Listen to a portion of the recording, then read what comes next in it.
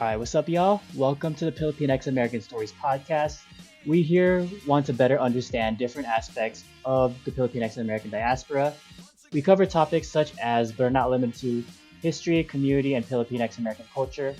I am your host, Alfredo, and it is officially season 2, season of the artist for the Filipinx-American Stories podcast, and I am bringing you the first episode of season 2.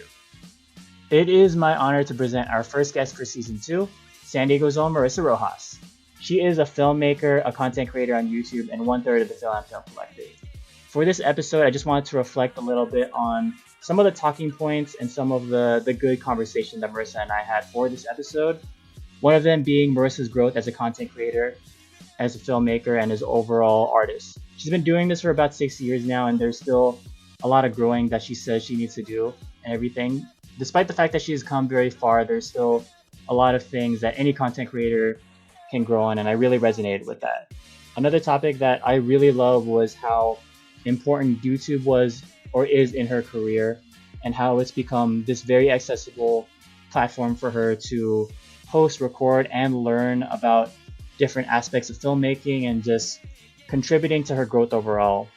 And one of the other topics that we did touch upon was why representation matters in film and everything, considering how there's a lot of gatekeeping that's going on in the film industry and all that. So to see someone take that into their own hands after seeing countless other friends and peers take that into their own hands as well is very inspiring. So I really hope y'all will get something out of it.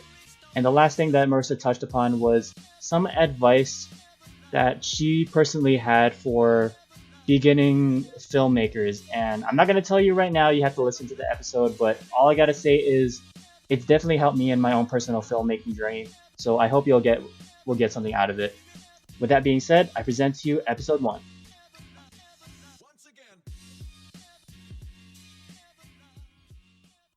Marissa, how are you doing today on this fine, hot day in San Diego? I am doing well. Trying to stay cool, but I'm good. No complaints. Oh, please stay hydrated during this time. It's in the hundreds Yes. right now. My hydro flask is right here, if you can hear it. ASMR. Ice water. Quick little, quick Yes. little ASMR Yes. snippet before the podcast starts. But okay, so we could go straight into this real quick. So you've been known as I think I met you, I think it was this year actually, sometime around March during Yeah. one of SD Filipino cinemas what was it? What's their I think series it was called one of again? the Kapihan, so like the film talk over coffee. Was it that Yeah, and one? then I Yeah. think it was that same day where Benito and Drama had their little film screening over at Liberty Yes. State. Yeah. That was That's like when I the first. sorry, go Oh ahead. wait, no, go. That was the first, like the last event before quarantine happened. Oh, that was wow. Mm-hmm. Okay, and I think that was the first time I remember seeing you, Trixie, and Adrian doing film work behind the scenes and everything. I'm like, oh, this is dope. They're I thought you were just because I saw outside the lens on the flyer and everything. I'm just Mm-hmm. like, oh, they're probably new interns or something. But I'm just like, oh, you three are doing your own thing. And I'm just I started checking out all your stuff and checking your stuff individually. I'm like, y'all been doing stuff for a while now. I'm like, this is Yeah, tight. yeah. Yeah, we actually we're affiliated with San Diego Filipino Cinema, which is a nonprofit here in San Diego that basically promotes emerging Filipino filmmakers. And they asked us to essentially be like correspondents to the event, so just like coveraging the event, like getting nice B-roll shots of it, and also we interviewed guests there, just telling them how they found out about the event, like why they're here, why they think like talking about like representation in media, especially with Filipinos, is important. And yeah, it's a lot of fun to have because Trixie and Adrian are actually like one of my closest friends. And the fact that we all are filmmakers, content creators, it really helps be consistent and just like stay motivated to do what we do. Oh, I love that so much. Since you were doing behind the scenes and everything, but you also do this whole thing for yourself. How I'm curious, especially since this is centered around the narrative of artists and everything. How did you get your start as a filmmaker? Yes. So, um, I'll try to make this not super long. I've always been creative. Like since I was young, I always like to work with my hands, do like arts and crafts, draw. I actually started going to college. I went to SDSU, San Diego State, for graphic design. Like I started out as a graphic design major, did that for 2 years, realized that's not really what I want to do. I actually ended up on set of a music video up in LA for one of my favorite groups at the time, music groups at the time. And then I realized, oh, I have to do this. This is what I want to do with the rest of my life. So literally the semester after that summer, I changed my major to film, got my degree in film production. And now I'm here almost, let's see, like 6 years later, just trying to make films, trying to make videos, tell stories through visuals. And yeah, that's the long story short. Oh, that is so dope. So like, did you have experience with like filmmaking before like that music video shoot, or was that like your first experience of it? I feel like it's similar to a lot of people's I guess start in video making, filmmaking. Is that I used to make like these silly little videos with like my cousins, basically like those like music videos that you make for like class, or like you do like a rap or something. Like I used to do that. I used to always like make like slideshows for people, like with just like a collage of like photos from summer and stuff like that.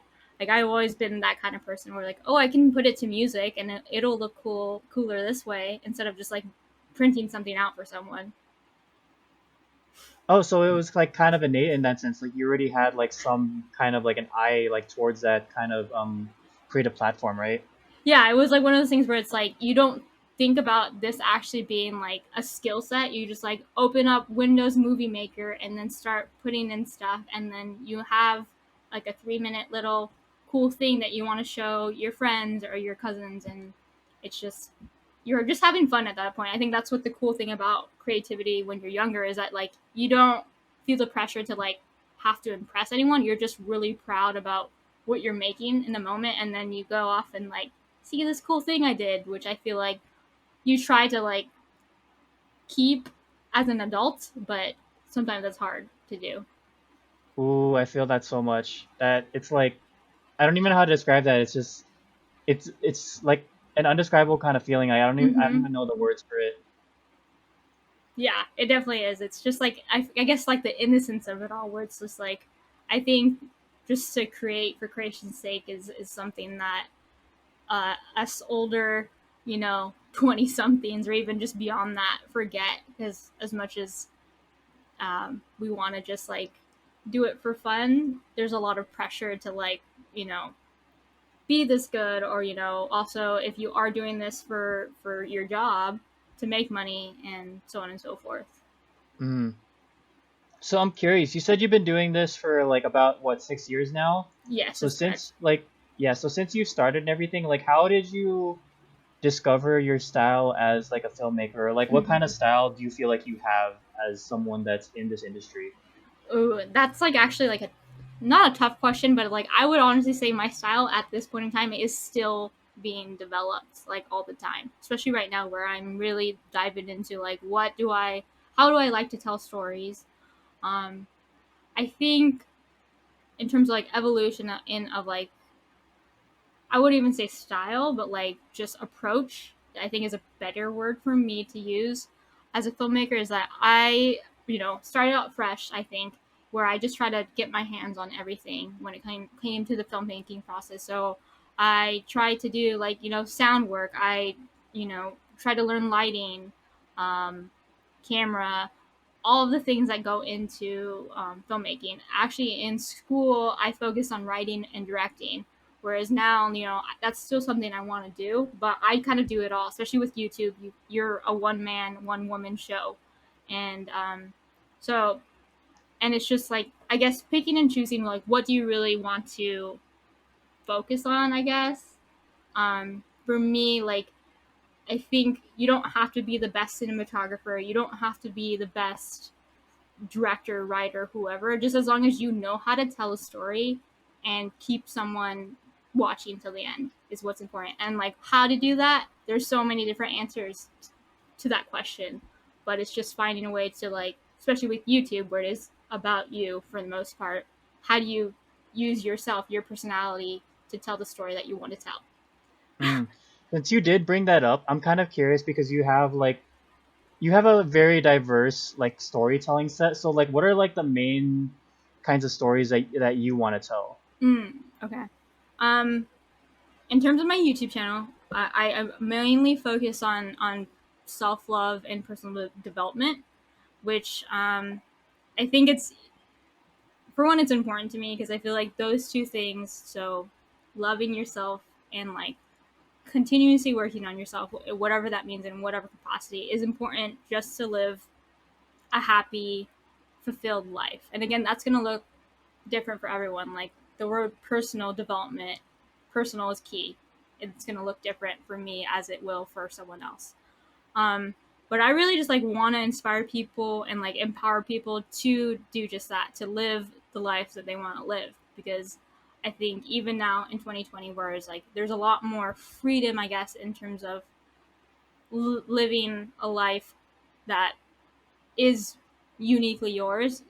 I think still people feel the pressure to live according to a certain template. So go to school, get a job, work for 40 years, and then retire, which, like, I don't believe that's the only way to live. And uh, I'm getting on a tangent, so I apologize. But just really stories that inspire and empower people to live their best life. I know that's very vague, but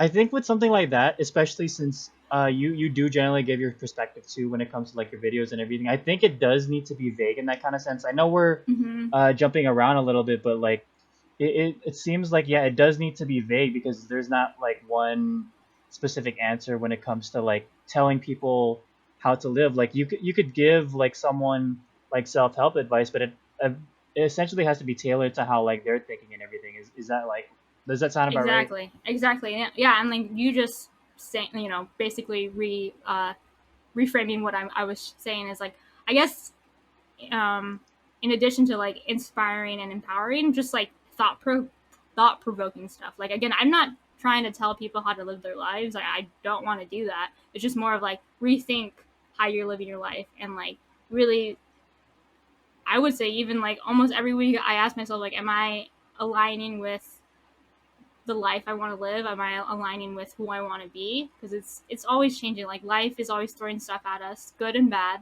Or you don't even have to label it good and bad. Just have to like navigate and be like, okay, am I good with me? And I feel like that's always a place I try to come back to is like if I'm good with myself, then things will work out, or I'm on the right path, and so on and so forth.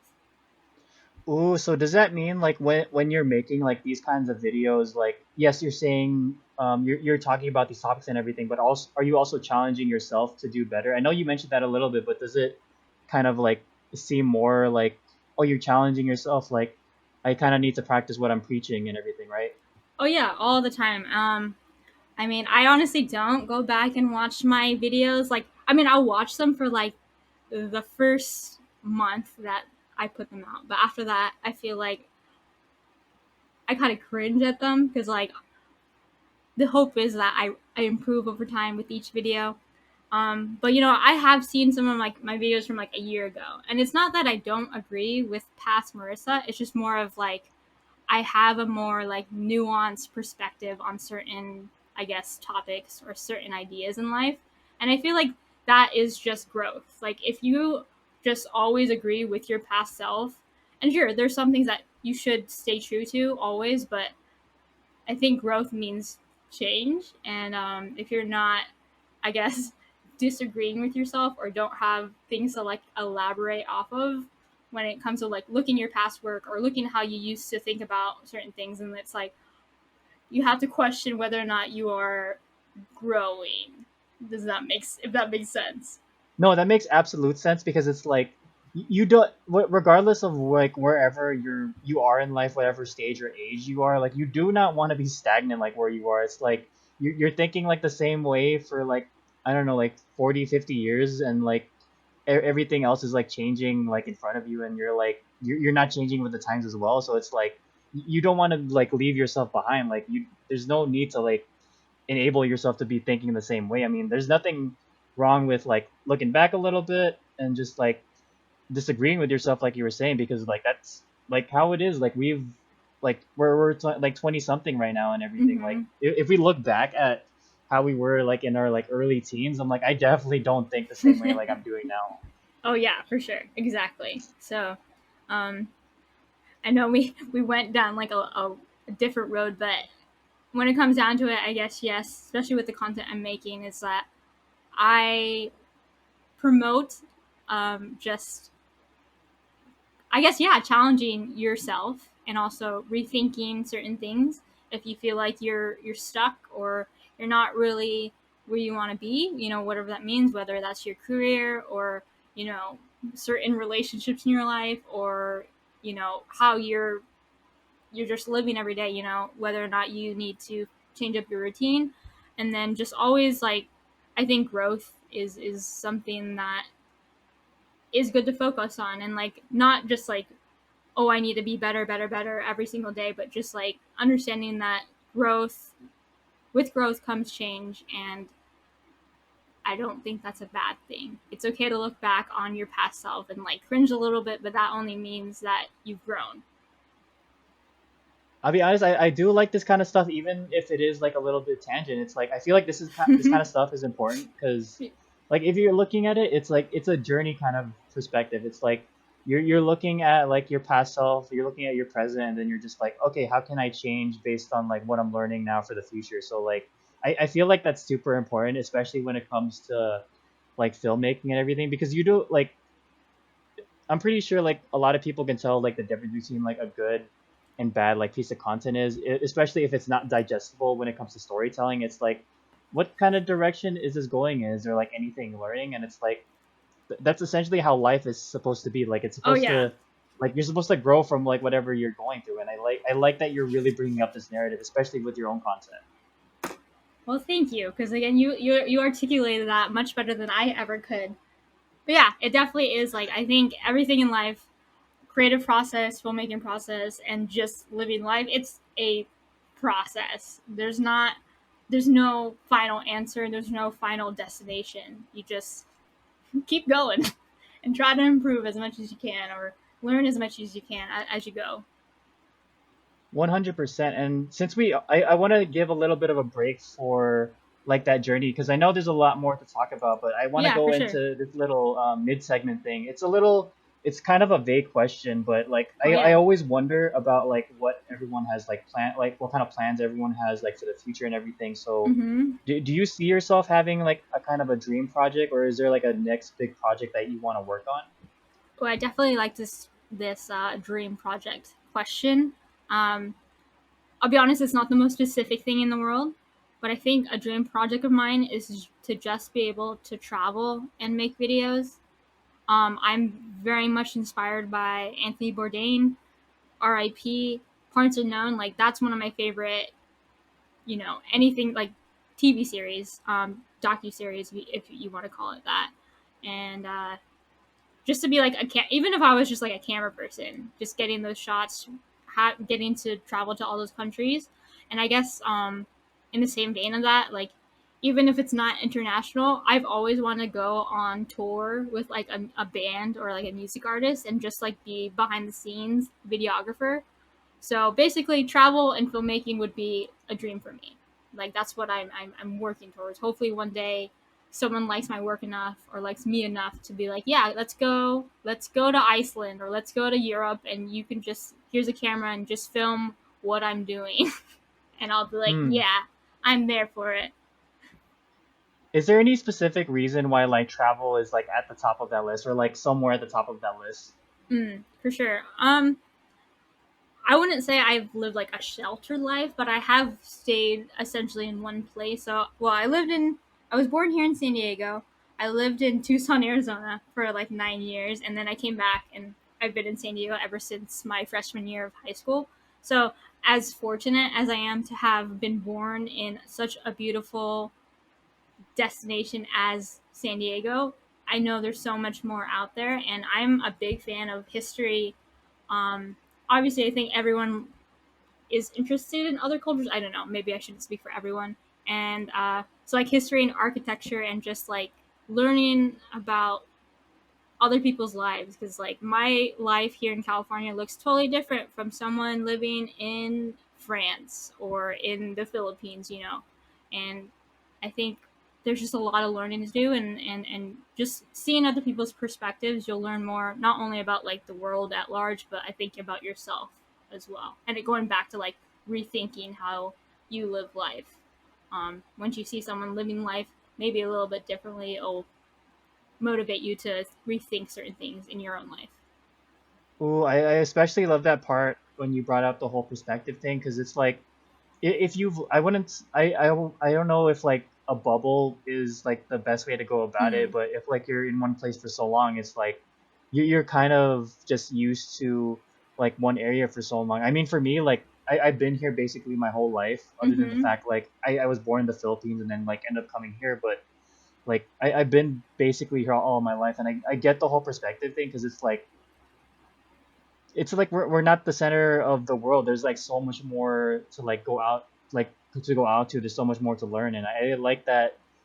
It's like you're giving other people like with filmmaking and everything like this perspective like from your view and everything. I think that's like super Yeah, tight. exactly. Like going back to So, that, like I sorry, go ahead. oh no, go.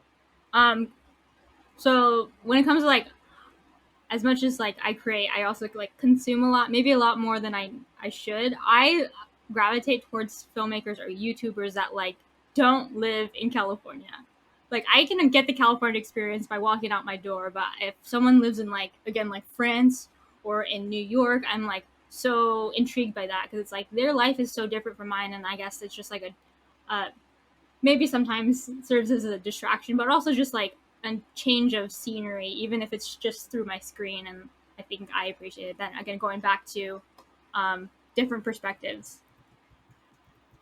Oh yes, I love that so much, especially since like I think my most of like my subscriptions are like people from the West Coast. So I'm just like I wouldn't even have to drive that far to see like what some of other these Mm-hmm. some of the Mm-hmm. other these some of man, my words are like messed up today. This Oh heat's yeah. messing me up. But like I could see what other people are seeing just like by going like 2 hours away. It's like it's not I don't need to see like the same like video of Lakma like three times on my feed or something. Yeah. Yeah. But it's like, yeah, if you're going to somewhere like France, Philippines, or just like anywhere around the world, it's like you're seeing a completely different perspective. And I get what you were saying about like watching different YouTubers or different content creators that are like going to these places. That's like, oh, this is like a new kind of perspective, and like it makes you like I don't know, it makes you look deeper into like how you're living, and then like it makes you also wonder like how other people are living and everything, and it's just like Exactly. it procs the mind so much, like conversation, like self conversation and all that. Mm-hmm. And I think going back into like your little journey and everything, maybe just to I guess like something that's a little bit heavier. Yeah. Since you've been like filmmaking for like about 6 years now, like are there any difficulties you've experienced during this journey? Um, I think the difficulty mostly surrounds like I think imposter syndrome. I think no matter what kind of creative you are, whether you are a filmmaker, a painter, a writer, whoever, you always, not always, but I feel like almost on a regular basis, like I would say, like every quarter, every 3 months, you're like, am I really that good? Am I really good enough to do this for the rest? And like for in my case, like I want this to be my career as well as like it's something that I'm very passionate about. Um, that's a big one. But I think for like I guess something that's a little bit more unique to me is like how I want to go about this filmmaking journey. Like what avenue am I going to focus on? For instance, when I left film school, when I graduated, was it like, okay, am I going to move to LA now and do the Hollywood thing? And I'm not saying that that's totally scrapped off the table, but it's like as I've grown, I'm like, I don't necessarily want to. And also, I don't think you need to go to LA anymore to have a career making films, making videos. Like, again, like YouTube's a prime example. Of course, yes, it's still hard, doesn't make it any easier than trying to work your way up in Hollywood. But I guess I like the idea that I can just make what I want to make and not have to go through gatekeepers on YouTube. I also like have second guessed myself all the time, like, oh, do I really have what it takes to be a director or a writer? There was a time where I thought I was just gonna be a camera operator, so I was just gonna like join one of the the camera unions up in LA and just be like a first AC for the rest of my life, which like still sounds cool, but it's like I don't know if it's necessarily for me. And I just realized, no, I have to be the one that has some stake in the story, if that makes sense. So just like deciding like this is what I want to do, and even now, at first I thought I was just going to do narrative, so like fictional content, and like I still want to, but I think I'm gravitating more towards documentary filmmaking, which kind of does like goes hand in hand with YouTube, because YouTube you're telling real stories for the most part. You're telling people about your life, um, and that's where I'm at. It's just like sticking to, okay, this is what I'm gonna do, and then committing to that. I think is what's been difficult, but I feel like I'm have a better direction of where I want to go and what I want to Ooh, you brought up so many good points. do. That first one you brought up, imposter syndrome, that is like I don't even I don't even know where to start with that because that one is like Yeah. heavy enough in itself. It's just like, Mhm. oh, am I really just good enough for like this craft or whatever? I'm like, oh, it hurts because like I go through those probably like every few months or so, and I'm just like, Mhm. should I stop? Am I like good enough for like this kind of like craft? And it's just like it's so mind wrenching because like it if it goes like down far enough or like if you fall into the trap, it's like it's pretty bad. Yeah, it can get pretty bad real fast.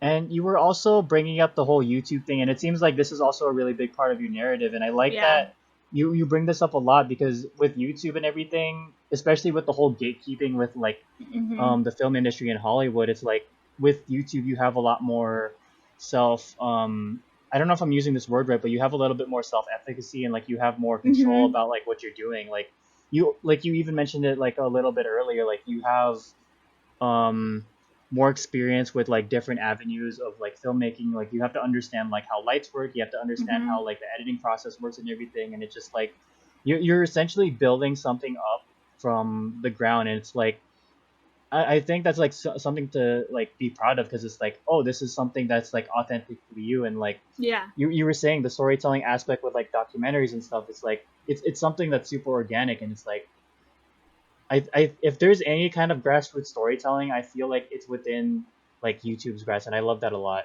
Yeah, for sure. For sure. But I am curious though, how did you come across it? Like, has this been around? Like, YouTube's been around for like almost, Like 10ish years. yeah, about 10 years or Well, so, like 10ish years. yeah. I guess 10ish Like, years in terms of like people like having careers as YouTubers. Like it's still very new if you think about it.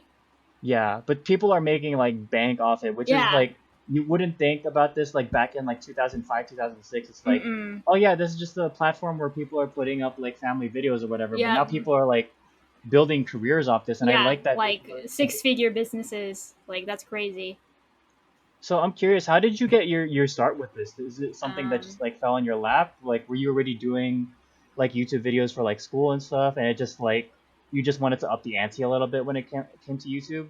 you know what? The answer is no, actually. I was not like on YouTube during my film school days, which is like one of my biggest regrets. Is like, I think when you talk about YouTube and just like starting to create on YouTube, everyone says their biggest regret is not starting sooner. I share that sentiment. Um, but when it came to like me actually wanting to post on YouTube, I think it happened after I graduated. So I graduated in December of 2017, and then I had like a couple months where I was like unemployed because I'm like, what am I supposed to do with my film degree? I'm not trying to go to LA, at least not right now.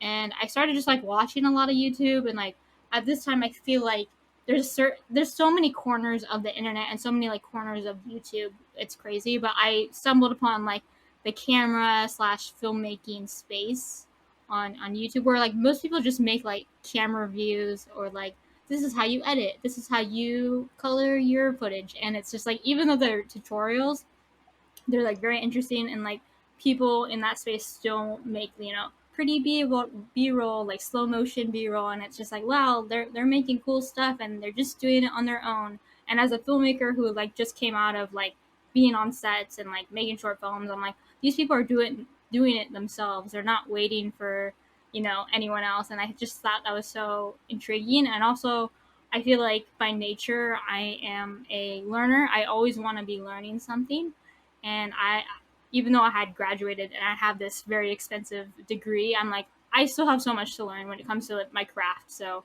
I also started watching them because I still wanted to learn more about filmmaking and my craft and how do you better use a camera, how to better light, situations. And somewhere along the way, I'm like, why don't I make my own YouTube videos? If I'm watching so much, I might as well make stuff, and the rest is history.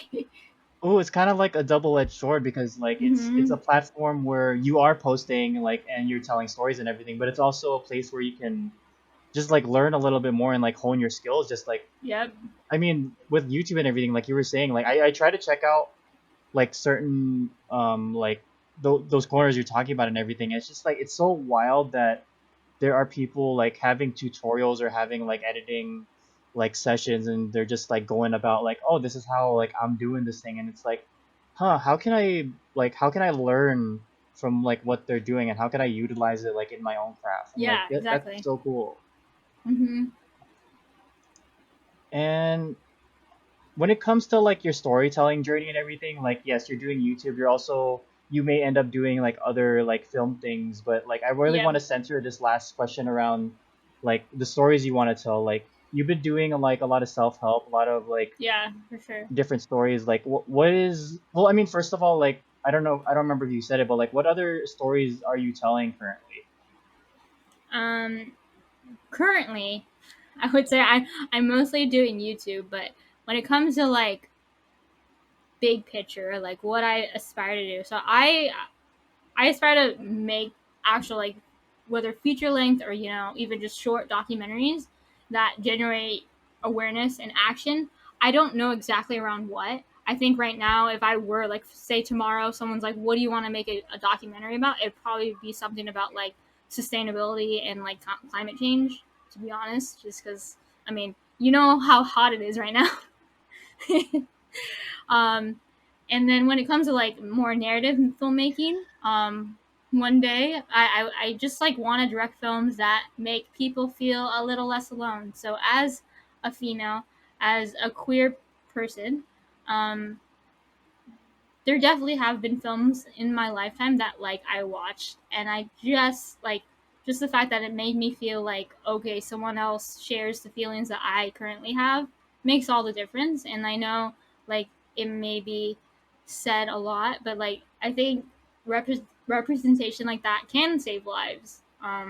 And I hope I can be part of projects that do that. And I'm not saying like oh movies are lifesavers, though they can be, but it's just like I think it's important to continue putting out representation for those who don't feel like they're seen or don't feel like their stories are important. And that's very important to me.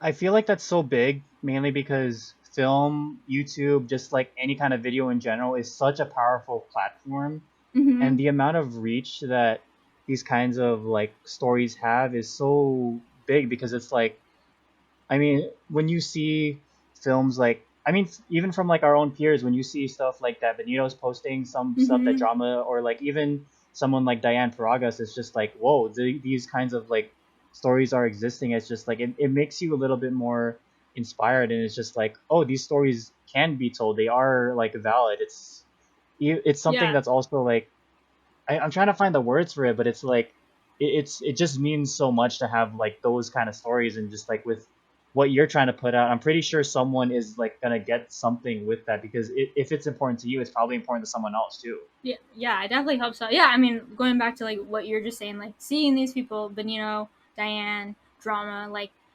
even though like I think drama is like I think I'm older than drama, but it doesn't matter. Age doesn't matter. Just the fact that they are, we share an identity, Filipino. Just seeing that certain things. So making a feature film, getting a feature film with Sony Pictures, like knowing that that's possible for someone like me, just makes it just seemed a lot more accessible for, you know, someone who's still trying to figure it out, like myself. And I think that's just powerful. Again, like, even though, I mean, I don't know if you're gonna watch it, but the new Mulan live action film that literally just dropped and you can buy for $30 on Disney Plus. Like, even though Mulan is Chinese, I remember as a young kid, as a young girl, Mulan was like my favorite because I'm like, oh my god, she looks like me. She's the hero, and it's like I can be that too. You know, of course, like as a 4-year-old, it's not like I had those exact thoughts, but it's still like made you feel special, made you feel seen. Oh, it's something. It's sort of like you kind of gravitate like you gravitate towards it just a little bit more, even if it is like Mm-hmm. something like unconscious. It's like you have like some kind of familiarity when it comes to like things like Mulan and everything. Mm-hmm. Even like I think I remember like the first experience I had with that was probably watching something like I think this was back in like the young days when there was like Saturday morning cartoons and everything. I would always gravitate towards like the Jackie Chan's adventure series because it's Yeah, like, oh, exactly. Mm-hmm. he's like the only like Asian dude that's on like this like kind of Cartoon Network, whereas like don't get me wrong, a lot of the other shows were good, but it's just like Mm-hmm. it's Jackie Chan and he's like one of like the only like Asians on like a kid's like Cartoon Network. I'm just like that's so dope thinking about it right now. But I Yeah, thought like you're saying like before you wouldn't think any like more of it, but now it's like, oh, this probably means something even if it is like something that's yeah, unconscious. yeah, exactly. I think that reach is like amazing. So is that like, I mean, you've talked about it, like what you want and everything, like what you're already doing, but like, what does the platform look like for you in terms of like the future and everything? Like, do you want to have it like on like big cinema? Did you want to have like, if for some reason YouTube has like bigger platforms, like would you want that to Exactly. Yeah, yeah, be yeah. something? Um, it's one of those things where it's like maybe I should be a little bit more specific about it because just, you know, the power of the law of attraction kind of stuff. But like I'm honestly at the point where it's like, heck, if a streamer wants one of my films one day or one of my series one day, so a Netflix or a Hulu, awesome. If I could get a theatrical release, also too. I think I'm leaning towards more like streamers though, because I feel like that is the way that most of us, younger millennials and like Gen Z, are gonna watch future media is online, and you know, Well, I'm I not mean, gonna yeah, argue with that. I mean, you just said it. I mean, Mulan, like the like the remake is on Disney Plus for like $30, and it's just like Yeah, might as well take like advantage of that whole platform because that's exactly. essentially where everything is going, especially like during these times. It's like Yeah, yeah, there's a lot of exactly. yeah, there's like a lot of releases that are going on during like this pandemic, and it's just like this could be like a great platform for people to have. And I'm just like I'm really hoping that like something does come up because I do want to see like some of your work like up on like streaming platforms and everything. I'm like that's so dope. Yeah, I'd love to have that. And like, and not again, not to like, I think that I will always personally, as I guess as a filmmaker, have a reverence for a theatrical release. Like the fact that, again, Diane with Yellow Rose, like that is getting a theatrical release, even though, you know, but the fact that like that's happening for a Filipino director is huge. And I think that's always always something that's going to be important for not just Filipino filmmakers, but anyone that any ethnicity or group that has yet to reach that um, type of representation and just like, you know, distribution of stories. Ooh, yeah, because it's such a like it's been such a big platform like Mm-hmm. for like about a century now, and I'm just like Mm-hmm. that kind of like we don't necessarily need it, but like having that validation is nice to have it on like a theatrical release. Like Yeah. having a red carpet for like a film is like on a completely different level. And I'm just like that's tight to Yeah, have it's just something like different. that. Yeah, it's a different type of experience for sure. Mm. So we talked a lot about your journey and everything, and we've reached that point to the advice section, and Mm-hmm. you've gone through this journey for like a while now. So is there any advice you'd want to give to people that are just starting out with their own filmmaking journey? Yeah, for sure. I'm gonna start with like a more technical piece of advice, and then I'll go towards a more like philosophical, if that's all right. So with the technical aspect, I would say just make something. If you're going to invest in anything, invest in audio first. Don't try to buy a $1,000 camera right out the gate if you have yet to make something off your phone. Like, I hate it because like so many people say this, but it's so true. Is that there's no excuses nowadays when it comes to filmmaking. We all have the tool in our pockets. Our iPhone, whatever Android you have, can shoot 1080, and you can make something out of your pocket. Don't wait. You don't have to go to film school. YouTube University is all you need. I'll be honest with you. Don't, if you can afford film school, sure, go. When it comes to like more like philosophical, what I think helps you be a better filmmaker and overall just storyteller is you have to live life. So I'm 26. I know that as much as I have experienced 26 years of life, I have so much to learn.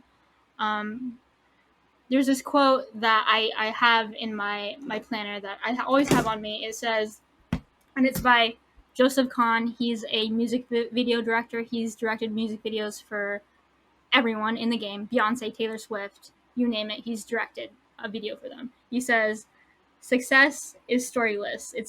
It's the failure that makes the story interesting." So essentially, what he's saying is that you can't just say you want to be a filmmaker and only focus on filmmaking because like you're not out there making mistakes, getting your heart broken, falling in love, whatever. Because from those experiences, you're gonna find stories to tell, and in those experiences, you could probably meet someone that has a great doc story. And I'm not saying search for stories everywhere you go, but like your experiences fuel your storytelling, fuel the stories that you're gonna tell. It's like, for instance, someone that I know we're all in this case, but like for someone that travels the world is gonna have more stories to tell than someone that just kind of stays in their little bubble. I'm not saying there's anything wrong with that, but hopefully you understand what I'm saying. Just live, and like then you'll have so much more stories to tell. Just like if you go on a vacation, I'm sure you have so much more to talk about with your friends because you're like, oh, I did this and I did that and I did this, but like you can't do that if you didn't do anything or if you didn't go anywhere. Ooh, that last point, super super big to have that, because I mean, like I don't like one thing that I've had a friend tell me, especially with like camera work, when you're telling stories through like pictures or video and everything, you're basically already capturing what's there, and to have those kinds of experiences is a lot more like you're essentially like showing like what you live, and it's a lot more authentic in that sense. And going Mm-hmm. back to like what you were saying about like the whole technical thing, that is so important, because like if there's anything that I learned, especially from this conversation, it's like, yeah, you have to have the right stuff. Even though like everyone has like the ability to do a thing, it's always nice to have like something that could help you out, because Yeah. it makes like all the difference. Mm-hmm. Ooh, and I loved all this advice, and I'm really happy that like to get you, especially on this first episode, to like get the ground running and everything. I love that you were on here, and you created such a great vibe for this episode today. Well, thank you for having me. I mean, it was that hour just flew by, so that's always fun. And yeah, thanks for making my first official podcast experience a good one. Everyone has a lot to live up to now. Wow. Okay, so since you also talked about your YouTube a little bit, or like the stuff like you've been working on, is there like anywhere people could find you and like your work and everything? Yeah, so if you're trying to find me on the internet, I am Marissa Rojas. Marissa with two S's, Rojas, Roxas. Find me on YouTube. If you want to find me on any social media platform, I am at Rissa May Rocks. So RissaMayRox. Again, my main platform is YouTube. I post on Instagram, mostly stories. I don't really post photos much anymore. I'm on Twitter. I'm weird on Twitter if you want to see that side of me. I'm also on TikTok. That's also weird. But that's where I'm at. And is there any last shout outs you want to give before we end off this episode? Um, Not at the moment. Do check out the Fil-Am Film Collective. I'm one third of that with my good friends Trixie and Adrian, and also just stay tuned for this wonderful. You're on your second season, right, of this Yeah. podcast? Yes. Yep. Okay, and thank you again, Marissa, for being on this episode. Thank you for creating such a good vibe and setting the stage for the rest of the season. And thank you all again for supporting the first season. There's going to be a lot more great guests that are going to be on this season, so just make sure to stay tuned. And thank you for listening.